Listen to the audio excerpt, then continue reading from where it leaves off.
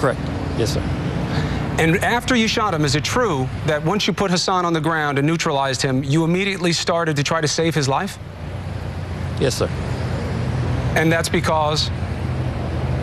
As law enforcement, we have to protect life at all costs, regardless of the situation, be it the subject or victims. Once a subject is in our custody, we have to save his life. We can't just sit there and watch him die. We have to do everything we can to preserve life. Wow, it's an incredible mindset of humanity under that kind of stress.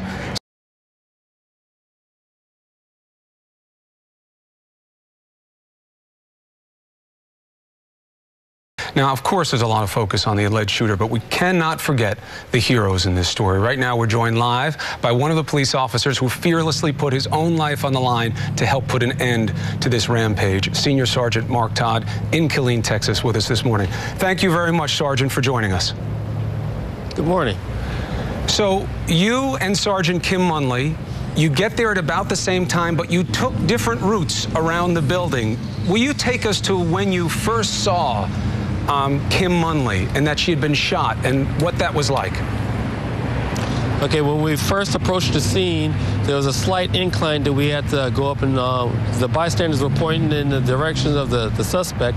And as we came up to the crest of the hill, that's when we seen the suspect, and he opened fire on us. And she broke to the right, and I broke to the left, and we both took cover. And then he went to a different direction. And then I came around to the front of the building, and then he re-engaged me at that point, and then I neutralized the threat, and then we secured him and then started life-saving measures on him. Now, when you two separated, the next time you would see Kim Munley, she had been shot, right? I believe so, correct. And when you saw the shooter, what was he doing? At that point, he was standing by a telephone pole, and I got his attention. I gave him commands, halt, drop your weapons, and he turned and fired on me. What did you see or what did you sense in him? Were you able to pick anything up in his eyes or anything he said? I can't comment on that right now. It's the ongoing investigation. So you were firing at him and he was firing back? Yes, sir. Now, did you take cover and then have to pursue? How did the gun battle go down between the two of you?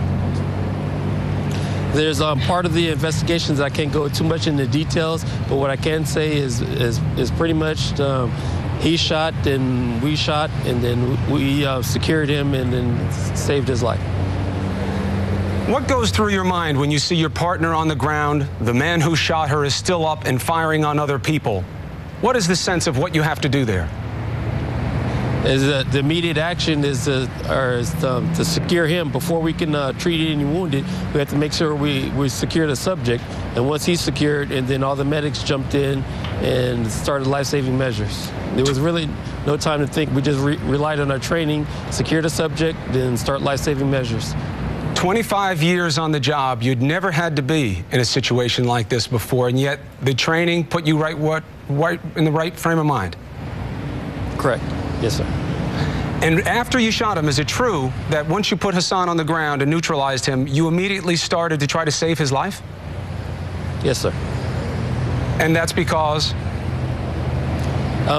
As law enforcement, we have to protect life at all costs, regardless of the situation, be it the subject or victims. Once a subject is in our custody, we have to save his life. We can't just sit there and watch him die. We have to do everything we can to preserve life. Wow, it's an incredible mindset of humanity under that kind of stress.